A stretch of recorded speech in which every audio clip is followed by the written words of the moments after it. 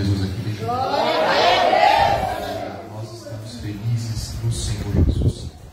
Sem perdermos tempo, quero convidar você que trouxe sua Bíblia, por gentileza, a segurá-la em suas mãos, em nome de Jesus, e a localizar o capítulo de número 1 do livro de Neemias. Aleluia! O Senhor Deus colocou uma palavra no meu coração para essa noite. Eu vou ser fiel ao que Deus colocou no meu coração para ministrar ao seu nesse lugar. Enquanto você procura o livro de Neemias, Pastor Valdeir, obrigado pela oportunidade mais uma vez. Deus abençoe essa casa, em nome de Jesus. Deus sabe o quanto tem esse lugar em estima no meu coração, quanto levo isso aqui em oração também, em nome de Jesus. Eu tenho certeza que o Senhor tem grandes coisas para fazer nesse lugar, através da sua vida, em nome de Jesus. Amém? Livro de Neemias, capítulo 1. Neemias, capítulo 1, quem encontrou diz amém? Amém. O texto diz assim: palavras de Neemias, filho de Acalias. No mês de Quisleu, no 20º ano, enquanto eu estava na cidade de Suzã, Hanami, um dos meus irmãos, veio de Judá com alguns outros homens. E eu lhes perguntei acerca dos judeus que restaram, os sobreviventes do cativeiro, e também sobre Jerusalém. E eles me responderam: aqueles que sobreviveram ao cativeiro e estão lá na província passam por grande sofrimento e humilhação. O muro de Jerusalém foi derrubado, as suas portas foram destruídas pelo fogo. Quando ouvi essas coisas, sentei-me e chorei. Passei dias lamentando-me, jejuando e orando ao Deus dos céus. Capítulo 2, versículo 1. Mesmo livro, capítulo 2, versículo 1. O texto diz: já no mês de Nisan, do 20º ano do rei Artaxerxes, na hora de servir-lhe o vinho, levei-o ao rei. Nunca antes eu tinha estado triste na presença dele. Por isso o rei me perguntou: por que o seu rosto parece tão triste se você não está doente? Essa tristeza só pode ser do coração. Com muito medo, eu disse ao rei: que o rei viva para sempre. Como não estaria triste o meu rosto, se a cidade em que estão sepultados os meus pais está em ruínas, e as suas portas foram destruídas pelo fogo? O rei me disse: o que você gostaria de pedir agora? Então orei ao Deus dos céus e respondi ao rei: se for do agrado do rei, e se o seu servo puder contar com sua benevolência, que ele me deixe ir à cidade onde os meus pais estão enterrados, em Judá, para que eu possa reconstruí-la. Para que eu possa reconstruí-la. Último texto, livro de Neemias, capítulo 6, a partir do versículo 1. Neemias, capítulo 6, versículo 1. Aleluia.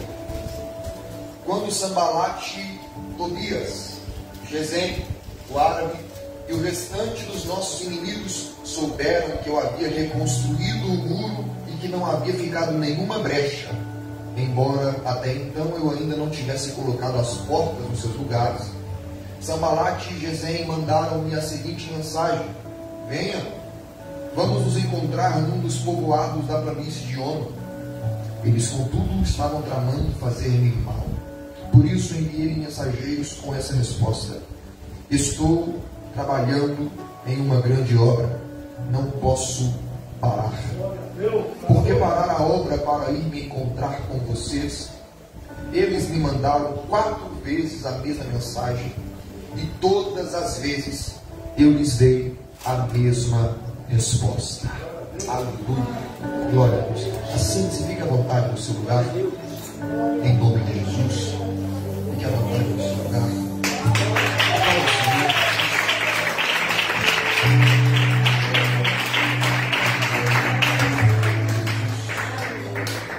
Glória ao nome de Jesus. Eu preciso de toda a sua atenção nesse momento para conseguir compartilhar com você o que Deus colocou no meu coração. Neemias é um homem de uma história ímpar. Na verdade, Neemias foi levantado por Deus num tempo muito complicado em Israel. Na verdade, Neemias nem em Israel vivia quando foi levantado pelo Senhor. A história de Neemias passa por uma tragédia que acontece na nação de Israel, momentos que vão ser posterior à grande invasão que Israel sofre da Babilônia. Nós temos na história de Israel grandes invasões que o povo de Deus sofre. Nós temos um momento, por exemplo, em que o cativeiro egípcio vai dominar Israel por cerca de 400 anos. Esse é talvez o maior cativeiro que Israel enfrentou. Em seguida, nós temos o cativeiro babilônico, momento em que a Babilônia, que era o maior império da época, cerca a cidade de Jerusalém. E cercando a cidade de Jerusalém, ela vai capturar o rei de Israel naquele tempo, os seus filhos, a sua esposa, os nobres, a elite de Jerusalém, e levar como escravos para a Babilônia. Porque se o Egito trabalhava e conquistava seus escravos na base da força, para que executassem trabalhos braçais, a Babilônia não tem interesse em conquistar apenas homens fortes para o trabalho braçal. A Babilônia quer contratar, ou conquistar, melhor dizendo, trabalhos que sejam intelectuais, homens nobres, militares, médicos, engenheiros, homens que tenham condição de ajudar na construção e na expansão do império, não apenas braçalmente, mas através do serviço intelectual. Por isso Daniel é um dos homens levados. Por isso Sadraque, Mesaque, Abednego eram homens inteligentes, influentes. Sobre Daniel a Bíblia diz que os reis da Babilônia, os homens da Babilônia, admitiam que havia sobre ele o espírito de sabedoria de Deus. Portanto, quando Jerusalém é levado para a Babilônia, alguns ainda restam naquele lugar. Alguns ainda permanecem ali e vivem em sofrimento, vivem em miséria, porque todos foram impactados pela invasão. Todos estão sofrendo porque perderam pais, mães, amigos, filhos. Então, o tempo passa como uma divisão.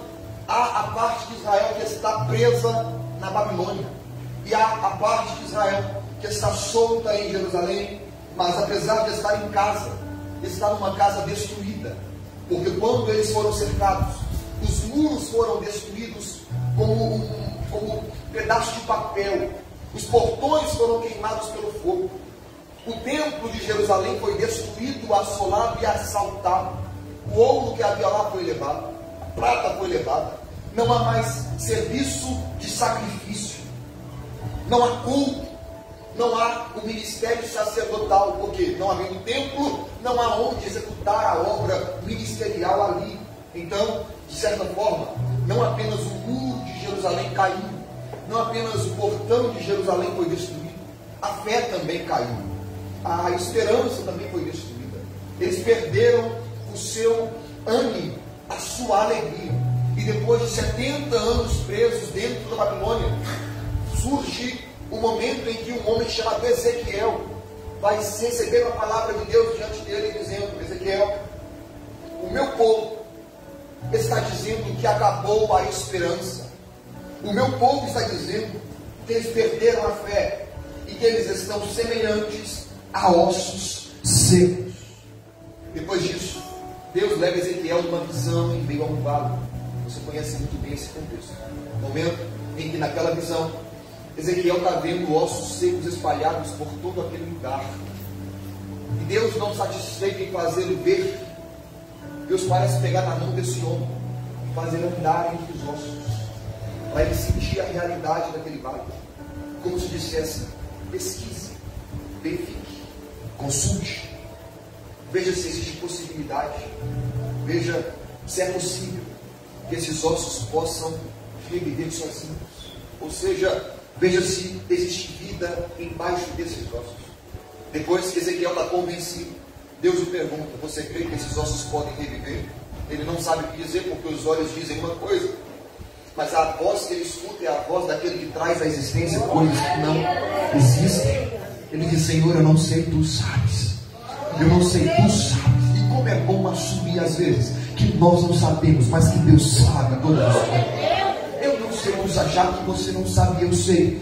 Ezequiel profetiza esses ossos secos ouçam a palavra do Senhor. Era Deus dando uma direção para Ezequiel, para comportar os moradores da Babilônia, que são judeus, dizendo: o Senhor os fará sair desse lugar, como tirou os ossos secos desse lugar de morte. Deus que traz à existência coisas que não existem. É o Deus que vai trazer vocês de volta para a casa, diz o Senhor. A abertura, as covas serão abertas e vocês voltarão ao lugar, porque o Senhor prometeu e é fiel para cumprir a sua promessa. A promessa aqui é: eu trarei vocês de volta. A promessa aqui é: eu trarei vocês para casa novamente. O Deus que permite o povo de Israel ir para a Babilônia é o Deus que também faz o povo de Israel voltar para casa no tempo correto, na hora certa. Então começa o momento de reconstrução de Jerusalém. E então surge na história Esdras e Neemias. Originalmente, Esdras e Neemias, 2 livros da Bíblia, compunham um livro só, porque a história é tão íntima, é tão próxima, tão interligada, que era apenas um livro. Esses 2 homens compunham uma única história. Mas foi interessante separar na Bíblia a história de Esdras e a história de Neemias. Por quê? Porque Esdras é um sacerdote, ou um escriba, melhor dizendo. Ele é um homem que conhece a lei, um homem que sabe da história de Deus, do Deus de Israel, de Abraão, Isaac, Jacó, Davi. Esdras é o homem que prega para o povo ainda, dizendo: não desista, não se esqueça do Senhor, Ele é poderoso para trazer de volta. Esdras é esse homem que vai voltar para Jerusalém no tempo do retorno. E sendo esse homem escriba, ele é o homem que vai ser usado por Deus para restaurar a fé daquele povo que está voltando, por meio da leitura bíblica, por meio da pregação, por meio do estímulo à oração. Esdras é o homem que vai levantar a fé do povo outra vez. Enquanto Esdras, por meio da palavra, levanta a fé de Israel outra vez em Jerusalém, na medida em que o povo retorna, Neemias é o homem que vai também trabalhar, mas não apenas na fé. Neemias é o homem que vai trabalhar literalmente, levantando os muros de Jerusalém, levantando os pilares de Jerusalém, analisando a situação daquele lugar, percebendo como está a situação de Israel. Ele vai ser o homem que vai levantar e propor a reconstrução da cidade de Jerusalém. Esdras e Neemias trabalham juntos. E aqui tem um detalhe, e aqui eu quero começar a pregar para o seu coração nessa noite. Quem vai levantar Neemias? Deus. Diga comigo: Deus. É Deus quem o levanta, é Deus quem vai usá-lo. Mesmo que Deus não diga, assim diz o Senhor para ele. Mesmo que não haja nenhuma profecia no livro de Neemias, mesmo que não haja nenhum profeta no livro de Neemias, mesmo que ninguém diga a Neemias: dispõe-te, Deus quer te usar. Mesmo assim, sem a atividade profética, Deus vai usar Neemias com um peso profundo. Por quê? Porque Neemias é o homem que vai dar execução ao plano de Deus. Portanto, levantar Jerusalém não é um plano de Neemias, é um plano de Deus. Neemias vai trabalhar, mas o plano é de Deus. A ação vem do braço de Neemias, mas a força vem do braço de Deus. É plano de Deus que Neemias coloque Jerusalém de pé mais uma vez. E aqui a minha alma começou a ser ministrada pelo Senhor, quando eu percebia que, apesar de Neemias desejar colocar Jerusalém de pé outra vez, quando eu percebi que, apesar disso, Deus estava interessado em levantar Jerusalém, que estava destruída, eu comecei a perguntar: por que Deus estava interessado em levantar Jerusalém, sendo esse Deus o mesmo que destruiu Jericó? Porque o mesmo Deus que vai restaurar Jerusalém é o Deus que ordenou a Josué lá atrás que atravessasse Jericó no meio. Porque Deus mandou que Jonas pregasse contra Nínive e depois se arrependeu da sua ordem de destruição e trouxe livramento para Nínive, é o mesmo Deus que ordenou a morte de Sodoma e Gomorra. É aí, Deus que manda levantar Jerusalém. Foi o mesmo Deus com o mesmo caráter, o mesmo princípio, a mesma justiça, a mesma misericórdia que destruiu Jericó. O Deus que teve misericórdia de Nínive foi o Deus que não poupou Sodoma e Gomorra. Aonde está o crime, o critério? Aonde está a base para poupar uma e punir a outra? E sabe o que eu percebi? Tem coisa que Deus não vai abrir mão que você destrua. E tem coisa Deus não vai abrir mão que você reconstrua. Existem coisas na sua vida que você precisará destruir sem piedade. Tem coisa, tem prática, tem momento na sua vida, tem pensamento, tem hábitos que precisarão passar por um tempo de destruição como Jericó passou. Porque senão serão pedras de tropeço na sua vida. Enquanto você não destruir Jericó, não terá como você reconstruir Jerusalém. E essa é a primeira direção de Deus para o seu coração de hoje. Identifique o que é Sodoma. Identifique o que é Gomorra.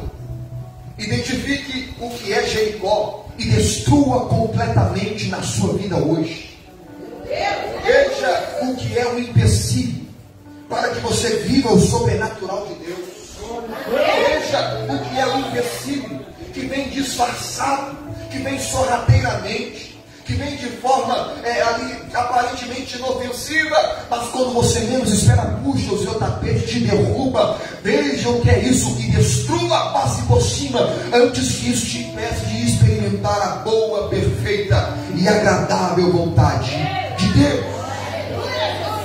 Jericó precisa cair. Sodoma precisa cair. Babilônia precisa cair. Gomorra tem que ir ao chão para que Jerusalém permaneça de pé. Aleluia. O que é Jericó? O que é Sodoma? O que é Gomorra? É a velha natureza que insiste em permanecer de pé contra a sua vida. É o velho hábito, é a velha prática, é a velha criatura que, mesmo aceitando Jesus, tenta te trazer de volta para o Egito, tenta te colocar de novo como escravo, tenta te trazer de volta para o vício, tenta trazer de volta para aquela mente miúda, aquela mente escravizada que não te permite enxergar Deus nas coisas. É tempo de identificar isso e colocar um limite, dizendo: basta, eu vou viver para a glória do Senhor, porque Cristo vive em mim.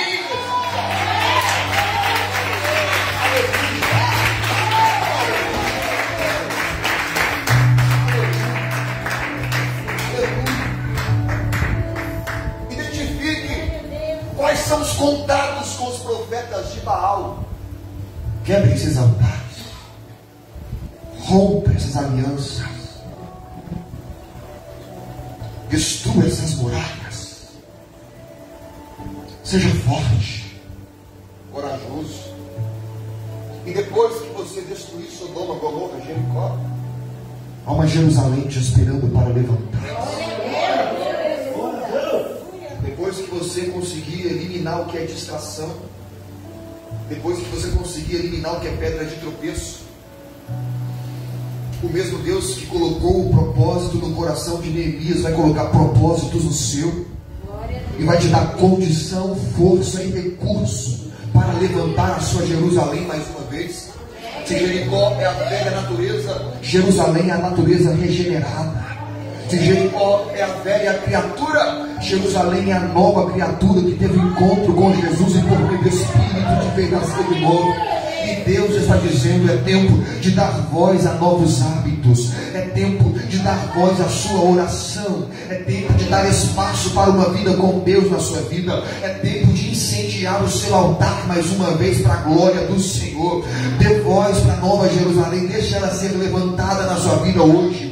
Deixa novos hábitos entrarem, deixa a presença de Deus preencher as lacunas do seu coração nesse lugar. Reconstrua. reconstrua a sua vida de oração, reconstrua a sua vida de glória em Deus, a sua vida de intimidade com o Senhor, a sua vida de novas temporadas, de busca incessante, de leitura incessante, de leitura consciente, de uma leitura sábia, movida pela voz do Espírito. É tempo de levantar altares para a glória do Senhor, é tempo de levantar os muros do seu ministério, é tempo de levantar os muros do seu casamento, é tempo de levantar os muros da sua vida com Deus, e só assim a glória da última casa será maior do que a primeira. Só assim haverá esperança, paz para aqueles que confiam no Senhor. O Deus que vai levantar Jerusalém é o Deus que vai esmagar Jericó. Não dá para viver em cima do muro se relacionando com Jericó, brincando com Jerusalém. Uma hora você precisará tomar uma decisão radical, e quando essa hora chegar, você vai mostrar quem domina a sua vida, se é os princípios de Sodoma ou se é a palavra de Jerusalém, se é os princípios de Gomorra ou se é o peso da glória que se revela na Shekinah dentro de Jerusalém. Quando Maria se aproxima do templo com Jesus no colo, um homem olha para ela e diz: moça, esse menino vai crescer, e quando ele crescer, ele será pedra de tropeço para uns e fundamento de construção. Glória a Deus! Por causa dele muitos vão se levantar, e ainda por causa dele muitos vão cair. O que esse homem diz para Maria será impossível manter uma vida de neutralidade depois de se encontrar com Jesus pelo caminho. Ou você vem, ou você vai, ou você pertence a Ele completamente, ou não pertence de forma alguma. Você precisa definir o que você vai construir na sua vida e o que precisa ser destruído absolutamente. Deus vai direcionar isso sobre ele. Ele é o homem que vai ser responsabilizado por levantar os muros de Jerusalém. Para isso, eu pesquisei um pouco mais sobre a vida desse homem, porque ele não é uma figura profeticamente relevante nas Escrituras. Ele não é profeta, ele tem um emprego normal, ele é um homem simples, no meio do povo. Ele trabalha dentro do palácio de um rei chamado Artaxerxes. É o rei que vem posteriormente ao rei que autorizou o retorno de Jerusalém. Jerusalém é a cidade desse povo. Contudo, Neemias não vive lá. Neemias vive num império. Ele vive num ambiente confortável, seguro, tem de tudo o tempo todo.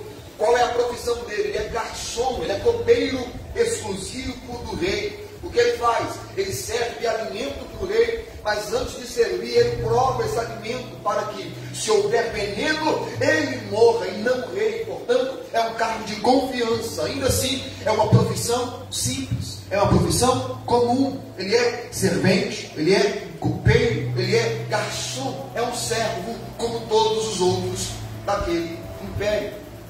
E o Espírito Santo vem ministrando algo no meu coração sobre isso, porque eu percebi que muitas vezes nós esperamos palavra de Deus, ação de Deus, manifestações do Senhor, dos profetas, dos sacerdotes, dos ministros do Senhor.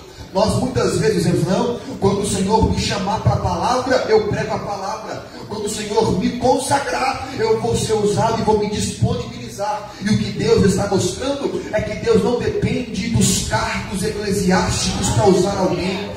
Deus não depende das credenciais. Deus usa o pastor como usa o servo. Deus usa o profeta como usa a criança. E aqui Deus está pegando um homem normal, com um emprego comum, num lugar simples, para fazer dele uma das maiores referências de obediência do Antigo Testamento. E a palavra hoje aqui para a sua vida é: não queira viver apenas coisas extraordinárias em lugares altos. Deus usa coisas simples em lugares comuns também. Deus quer usar você na sua simplicidade, na sua rotina, no seu jeito, nos seus lugares comuns, você com a sua profissão, você com os seus hábitos. Deus quer usar você para essa geração. E por que isso aqui é um problema? Porque muitas vezes nós dizemos: não, quando a oportunidade vier, eu faço. Quando eu for consagrado, eu vou. Mas essa é a noite em que Deus quer levantar gente simples, gente comum, que muitos não enxergam, mas Ele está vendo. Gente simples, mas que é simples aos olhos dos homens. Para Deus é gente especial. Essa é a noite que o Senhor vai cumprir a sua palavra sobre a sua vida, e vai levantar você para sacudir essa geração, a sua casa, essa região. Por quê? Porque você é gente simples, mas é gente que se disponibiliza. É pequeno, mas é aquele que diz: eis-me aqui, Senhor, eu estou à sua disposição. Nós não podemos colocar Deus dentro de uma caixa, mas olhando o Antigo Testamento e o Novo Testamento, nós percebemos que Deus parece ter um padrão, qual Ele sempre levanta gente simples. Deus raramente usa os reis, Deus raramente usa os grandes da nação. Geralmente Ele levanta gente simples, gente comum, um emprego comum, numa rotina normal. Um pouquinho falou. Gente normal, o tempo todo. Moisés era um grande líder no Egito, tinha tudo para ser um sucessor, uma referência. Enquanto ele era um grande no Egito, Deus não fez nada. Mas na hora que ele tem que fugir, ele foge como um servo. Na hora em que ele se torna um pastor de ovelhas que nem dele era, nessa hora em que ele se torna gente simples, a sarça começa a arder. Aleluia. José é o menor da casa. É gente simples, mas é gente simples que vai se tornar governador do reino pelo poder de Deus. O que dizer de Davi, que foi esquecido pelo próprio pai, quando o profeta chega em casa e pergunta sobre os filhos? Estava longe do pasto, atrás das ovelhas malhadas, as que não têm valor de comércio. Esse menino, que era só um pastor e que também cuidava das ovelhas do seu pai, era gente simples, mas foi escolhida pelo Senhor. É gente simples, mas que conhece o poder de Deus, porque foi Ele quem desceu dizendo: quem esse gigante circunciso pensa que é para afrontar o exército de um Deus que vive nesse lugar. É gente simples, mas é levantado por Deus. É gente normal, mas tem o peso da glória do Senhor. É gente que não tem tanta fama, não tem tanto status, mas tem o poder do Espírito, tem a autoridade de Jesus, tem comunhão com Deus, tem vida de oração, tem vida do altar, derramou sua alma diante do Senhor. É simples, mas tem peso da glória de Deus.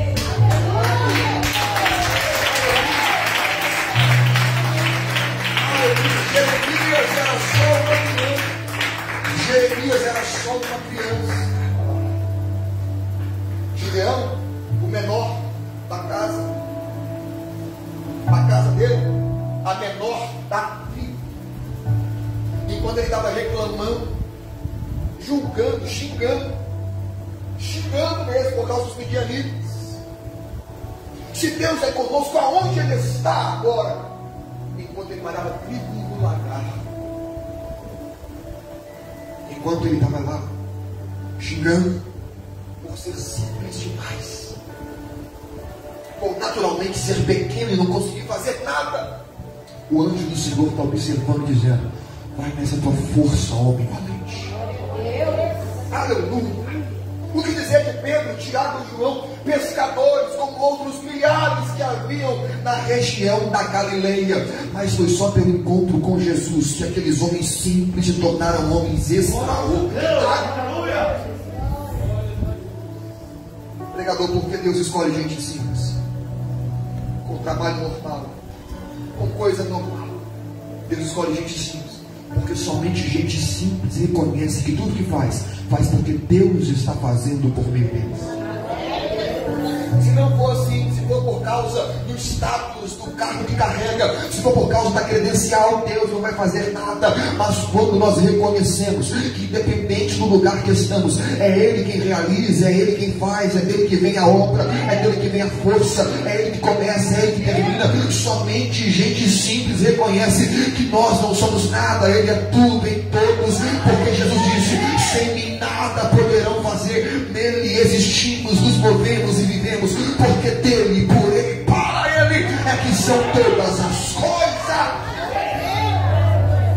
A palavra hoje é um confronto para você, que como Moisés diz, não, eu não sou capaz, eu não sei falar, levanta outro. A palavra é para você, como Jeremias diz, Jesus, eu sou muito novo, não nasci para isso, eu não sei falar direito. A palavra é para você, que como Gideão está pedindo 1 milhão de provas para saber se é Deus que está no negócio. Deus está dizendo, sou eu que estou no negócio. Levanta a cabeça, se posiciona e deixa a glória de Deus te preencher desse cara.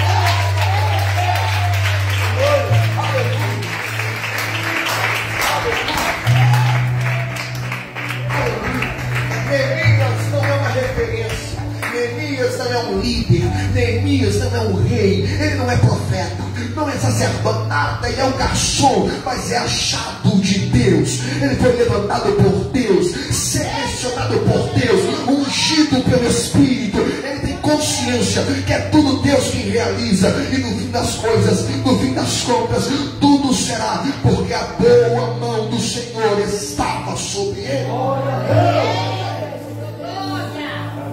Vai pra cá, não se esconda atrás da sua simplicidade, não se esconda atrás da falta da habilidade, não se esconda atrás da falta da visibilidade.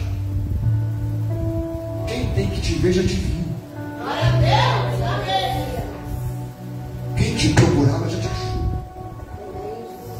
Como Deus disse sobre Davi, achei Davi, meu servo, homem segundo o meu coração, e com o meu santo óleo eu ungi. Deus conta com você. Deus conta com você para essa obra, para essa igreja, para essa casa. Mesmo que ninguém diga assim, diz o Senhor, a demanda chega nas suas mãos, e você precisa ter sensibilidade para entender que é Deus que coloca ela aí. É muito bom receber profecia, aonde Deus, por meio do Espírito profético na boca de alguém, diz palavras diretas para nós. Mas na hora em que Deus não diz isso, Ele espera que você identifique o que está acontecendo, e identificando isso, corresponda ao que Deus te fez enxergar. Neemias é esse homem simples, levantado por Deus para uma grande obra. E o livro de Neemias capítulo 1 mostra como ele vai corresponder, porque estando dentro do palácio, em um dia normal, trabalhando normalmente, chega uma visita dos irmãos que vieram lá de Jerusalém, aonde os outros estão caídos. Hanani é o nome do mensageiro, amigo e irmão de Neemias. Perguntei sobre como estava Jerusalém, disse Neemias. Ele disse, Jerusalém caída, a terra dos nossos pais queimada pelo fogo. Neemias, os muros estão no chão. Muros na cidade aqui não são muros de enfeite, são muralhas de proteção. O que diz que Jerusalém estava vulnerável. Qualquer um entra e pisa, qualquer um entra e toma posse. Os portões que restringem a passagem, queimados pelo fogo. O povo que está na província está em grande sofrimento e humilhação. E aqui tem uma percepção que o Espírito me fez enxergar no texto, que é brilhante. Neemias não apenas fica triste quando escuta isso,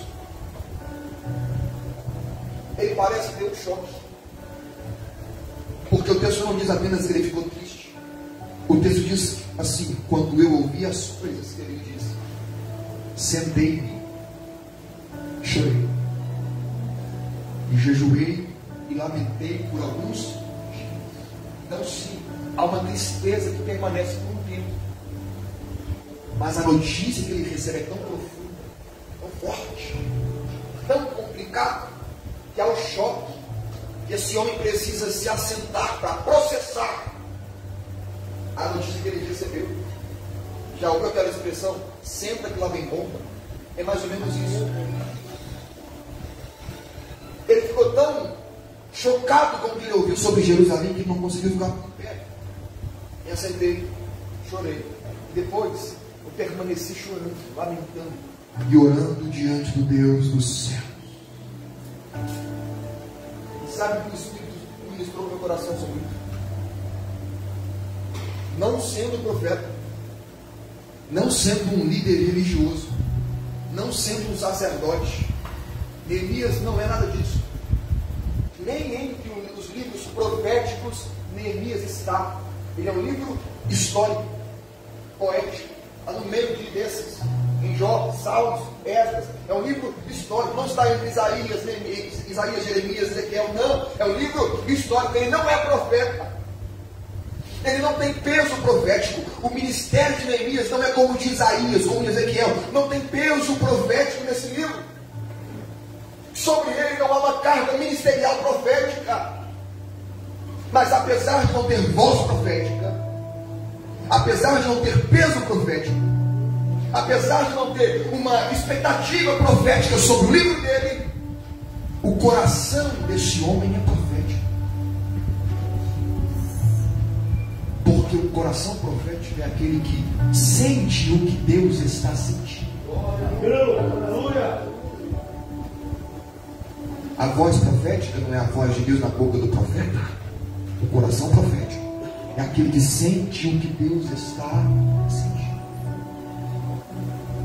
E como nós encontramos pessoas sedentas por ter voz profética, sem um coração profético? É ter um peso profético aonde passa, mas não se importa com o que Deus pensa. Tornou-se insensível. Quer ter o ministério, a visibilidade, a expectativa profética, quer dizer assim, diz o Senhor, mas não quer se envolver com o que Deus sente. Porque é bonito dizer assim, diz o Senhor, mas sentir o que Ele sente só para quem é profeta. É isso que Deus faz no Novo e no Antigo Testamento. Várias vezes. Deus ordena que Oséias se case com uma prostituta, para que ele sinta o que Deus está sentindo sendo traído por Israel. Porque depois que você sente o que Deus sente, o peso da palavra dele nos seus lábios ganha outra proporção. E a nossa geração vive um tempo onde ela foi robotizada.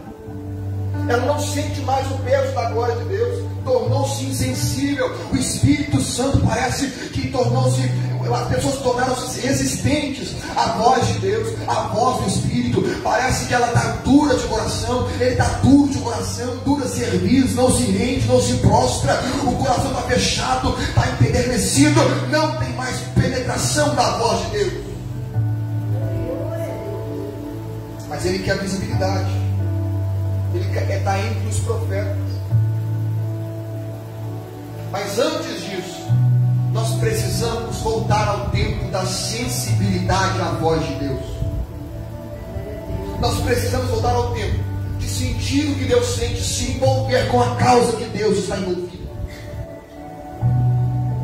Do que adianta ser como Eli, sacerdote, sumo sacerdote, um homem com diversas experiências, um currículo invejável, mas quando Deus quer falar alguma coisa, tem que procurar uma criança, porque o líder da época não é mais sensível à voz de Deus.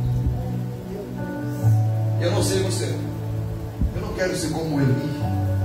Eu abro mão dos cargos, eu abro mão da escola sacerdotal. Eu não quero. Que pena que nós encontramos pessoas que sabem que Deus está falando, mas não mais fala com ela. Que pena que encontramos pessoas por aqui que sabem que é Deus, mas não sabem por causa de hoje, sabem por causa do passado, porque lá atrás um dia deu ouvidos à voz de Deus, mas hoje não dá ouvidos mais. Eu prefiro ser um menino que não conhece tanto, o menino que ainda é inexperiente, o menino que talvez nem saiba discernir muita coisa. Mas e quando Deus diz, Samuel, ele diz, fala, Senhor, teu servo está ouvindo. Chega de orar por coisas grandes enquanto as simples estão se perdendo. Jesus disse sobre os fariseus, vocês comem um mosquito enquanto estão engolindo caminhos. Ele quer dizer, se preocupa com coisas tão extraordinárias, enquanto basta, está passando batido. Meu Deus. Essa é a noite de recuperar a essência da adoração. Essa é a noite de voltar ao primeiro amor e ser um homem correspondente, uma mulher sensível, uma mulher, um homem que tem um coração que sente o que Deus está sentindo. Aleluia, aleluia.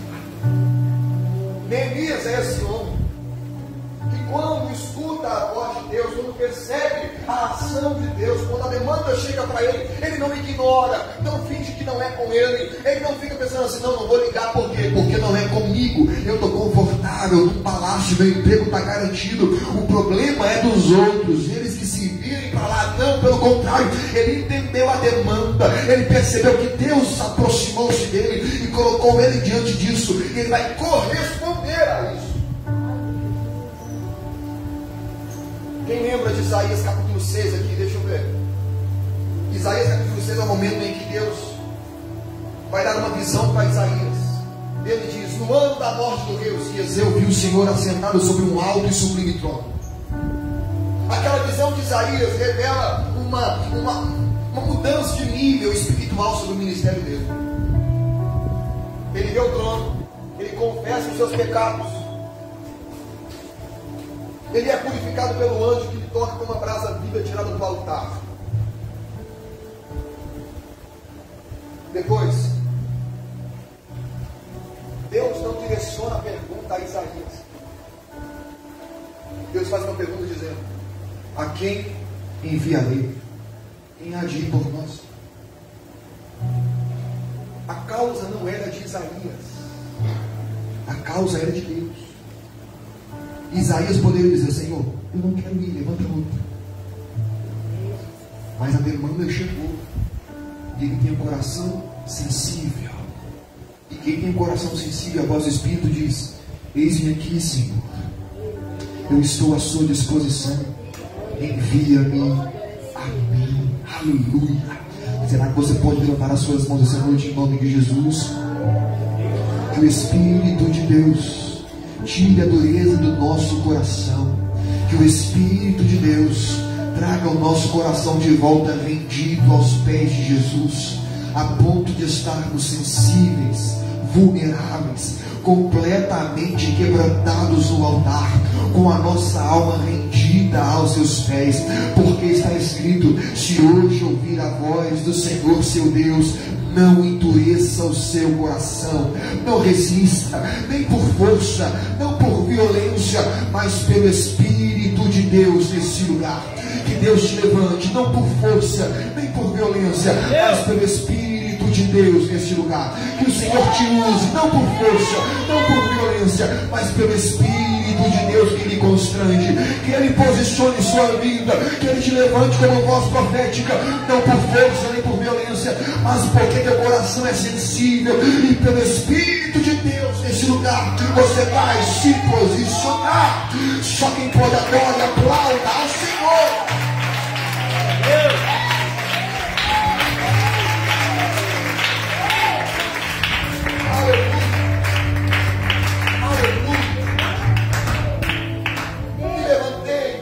Chorei, jejuei ao Deus do Senhor. Ele pede autorização para o rei. O rei manda recurso. O rei diz, vai, no tempo certo você volta. Ele começa, junto com alguns amigos, que não eram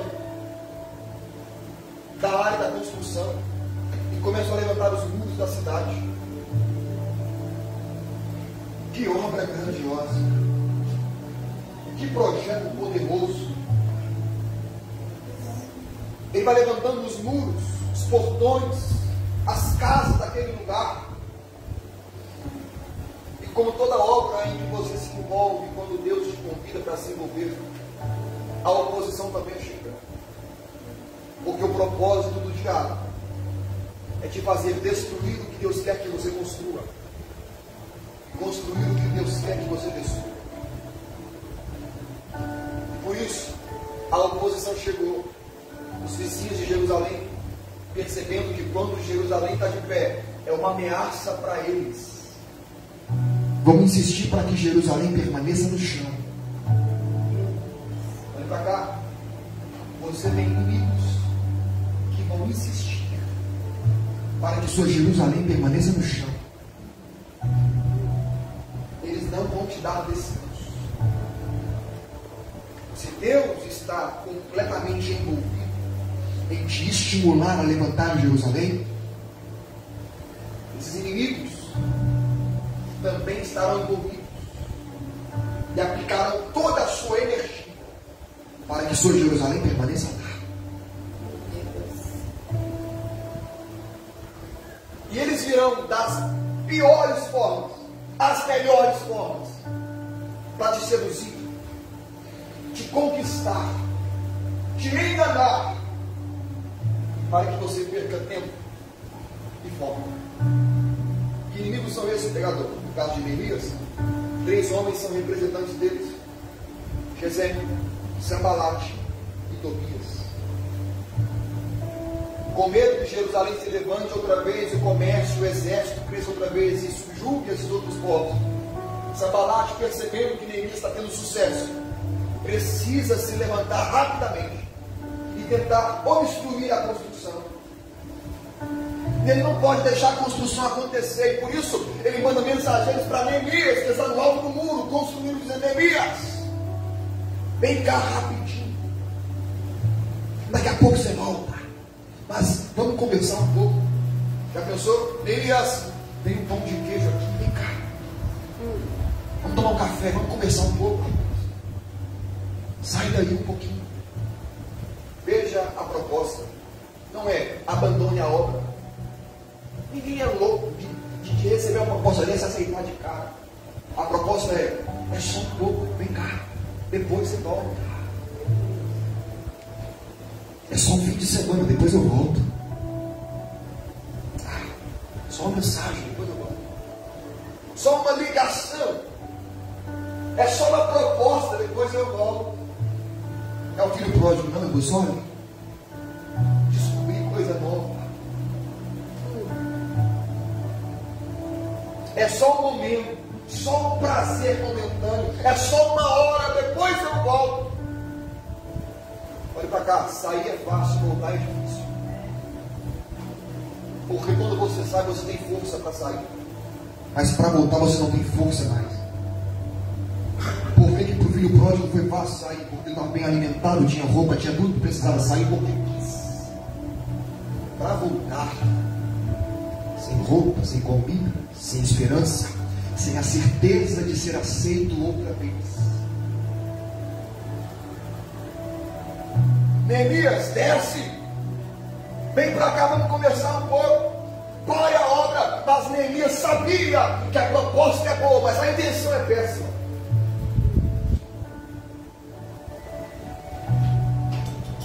Discernimento que Sansão não teve. Glória a Deus, aleluia. Mas hoje o Espírito está te alertando. Aprenda a dizer não para as propostas. Glória a Deus. E quando você disser não para a primeira, não pense que acabou, porque ele virá de novo. Ele tentou por 4 vezes. E nas 4 vezes eu disse não. Glória a Deus, aleluia.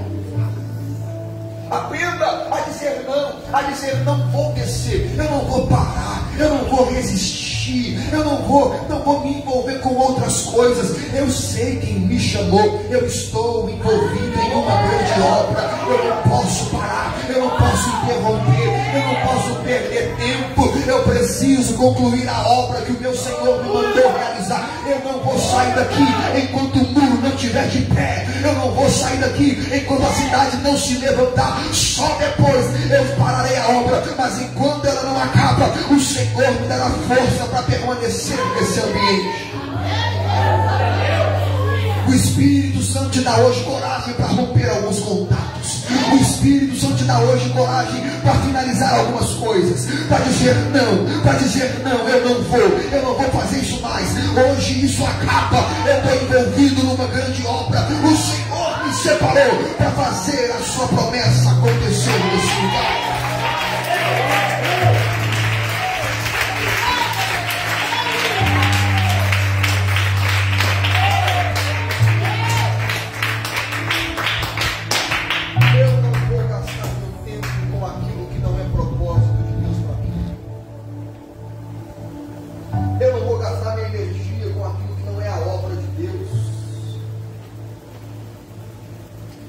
Somos sacrifícios vivos. Sabe o que é isso? Um sacrifício que vai queimando enquanto vive, até que de fato morra. Nós somos sacrifícios vivos. O propósito do diabo não é tirar seu foco apenas, é tirar seu tempo. Afinal de contas, a distração não dura muito, mas ela rouba tempo. Daqui a pouco você recupera o foco, mas o tempo que você perdeu, você não tem mais. E depois você fica com aquele sentimento de saudade, como era no primeiro amor. E esse sentimento não é só você que tem, Deus também tem. É por isso que ele diz: volta. Lembra-te do lugar onde caiu e se levanta. Volte às obras do primeiro amor. É tempo de firmar os pés. É tempo de firmar os joelhos vacilantes, para que eles permaneçam firmes e constantes e sempre abundantes, sabendo que no Senhor o seu trabalho não é vão. O Senhor sabe como recompensar aquele que resiste, aquele que permanece, aquele que diz: eu não vou arredar o pé desse lugar. Eu estou envolvido, comprometido nessa grande. Talvez você é alguém que começou uma grande obra, mas foi seduzido. Sambalat conseguiu, talvez, um tipo de controle sobre sua mente. Tobias chegou e conquistou o propósito da sua vida, e de repente você se distraiu, se distanciou da grande obra, e a obra continua acontecendo. Mas quem dera você tivesse envolvido nela. Quem dera as suas mãos contribuíssem. E essa noite, de ajustar a sua vida, para voltar para a obra para a qual o Senhor te chama. Ele quer que você faça parte disso. Ele quer que a sua força esteja envolvida nisso. Ele quer. Não para compartilhar trabalho apenas, mas para compartilhar a recompensa de saber que deu certo. E que o Deus que começou a grande obra é fiel para completá-la. Sabe como acontece no final dessa história? Eu pesquisei para descobrir quanto tempo levaria aproximadamente para que os muros de uma cidade como Jerusalém, muros que são muralhas, ficassem prontos, levando em consideração que não eram homens especialistas em construção civil, eram homens que tinham à disposição ali para construir uma obra de engenharia militar, que eram os muros da cidade.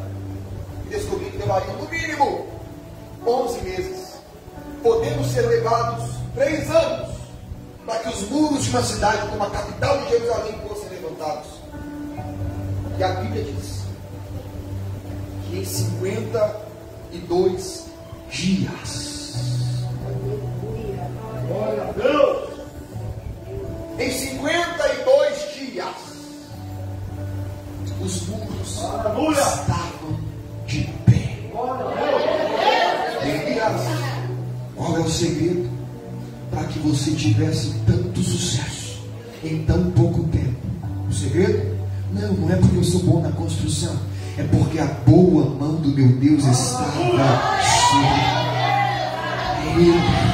É Ele que dá força, é Ele que dá a estratégia, é Ele que traz o recurso, é Ele que coloca o ponto certo no lugar correto, é Ele quem dá toda a habilidade para que a obra seja concluída com sucesso.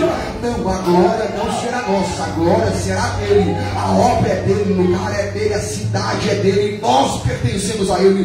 Convém que Ele cresça, que a gente diminua. A boa mão do Senhor está sobre nós.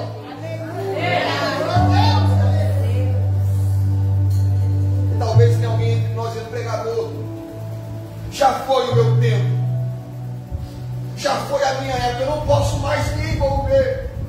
Acabou o meu tempo, eu não tenho mais força, não tenho mais energia. Isso é coisa para vocês que são jovens. Eu não posso mais contar com isso. Eu não consigo mais fazer essas coisas, porque eu já passei há 30, 40, 50 anos na igreja e não vivi isso. Então meu tempo passou. Deus está nos ensinando que Neemias levantou muros em 52 dias, muros esses que levariam 3, 4 anos para ficar de pé. Deus pode fazer você viver em 2 meses o que não viveu em 10 anos. Ele pode fazer, Ele pode realizar, mas você precisa se envolver na obra de Deus.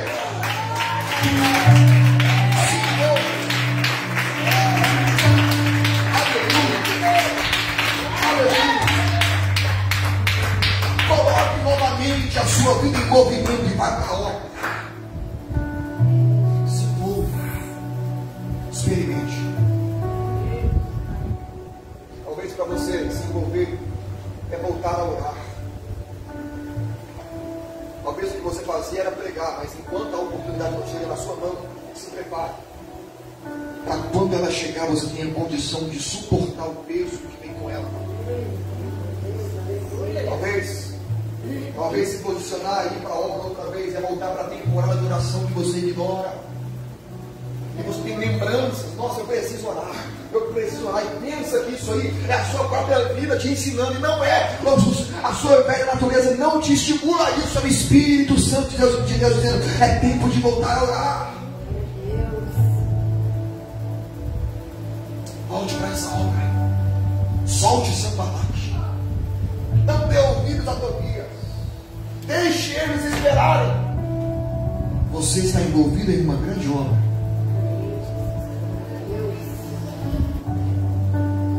E certamente as portas do inferno não prevalecerão contra. Não prevalecerão. Que você pode levantar nas suas mãos. Hoje o Senhor te reveste de força. Hoje o Senhor ajusta a sua visão. Hoje o Senhor te faz surdo às propostas do inimigo. Ele vai tentar, mas não vai prevalecer. Tentarão contra ti, mas não prevalecerão, porque o Senhor está à sua frente. O Senhor está coordenando os seus passos. O Senhor capacita a sua mentalidade hoje. O Senhor abre porta nessa obra para você. Ele diz: eu estou te preparando. Coloquei ferramentas em suas mãos, coloquei espada nas suas mãos, eu te dei estratégia, eu abri o caminho para você passar. Deus derrama sobre sua vida hoje ousadia, intrepidez, coragem, disposição, e diz: seja forte e corajoso, seja valente, porque essa obra precisa ser concluída, e só quem vai se envolver, só quem vai se envolver, adore e aplauda ao Senhor.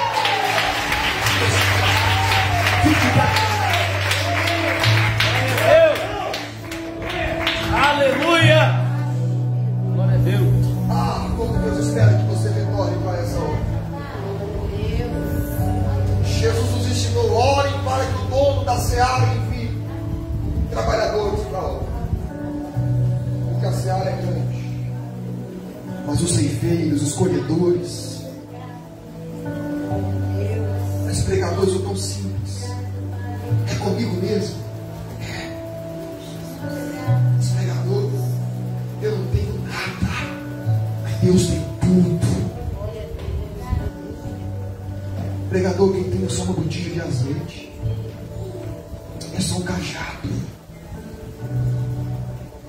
É só uma funda, 5 pedras. São 5 pães e 2 peixinhos. O que eu tenho é muito pouco. Deus não vai te usar com muito recurso. Deus quer pouco recurso mesmo, para que você aprenda a colocar a sua confiança não no recurso na sua mão, mas no Deus que envia o recurso sobre a sua vida. O segredo não é o cajado, a capa, os 5 pães, 2 peixes, a pedra, a funda. O segredo é Deus que está nesse negócio, que faz o que é pouco se tornar muito, que faz o que é pequeno se tornar grande. Deus está nesse negócio. Feche os olhos em nome de Jesus. Identifique qual foi das propostas que você sucumbiu. Identifique qual foi a proposta que seduziu seu coração e te afastou dessa obra e distraiu você e conquistou você. Talvez a primeira você resistiu, mas a segunda foi mais difícil e nessa você caiu. Talvez a primeira, a segunda você conseguiu se livrar, mas a terceira foi precisa. A terceira foi específica, pontual, e você não teve condição de dizer não. Hoje o Senhor te dá força para resistir e voltar. Hoje Ele diz: a obra ainda te aguarda. Hoje Ele diz: é tempo de recomeçar. É tempo de começar de novo. É tempo de dar sequência. É tempo de fluir mais uma vez. Comece a orar agora em nome de Jesus. Ore dizendo: Senhor, traga-nos de volta a um nível tão profundo de sensibilidade à sua voz que eu não consigo ignorar a obra que o Senhor está fazendo. Traga-nos de volta a um nível tão profundo de sensibilidade que seja impossível fingir que não é comigo. Traga-me de volta a um nível de sensibilidade que eu não consiga viver por aí como um fugitivo, fingindo que a obra é para outros e não é para mim. Ó Deus, eu quero voltar. Eu quero voltar a ser achado. Eu quero voltar a ser, ó Deus, contado entre os que trabalham. Eis aqui a minha energia. Olha ao Senhor.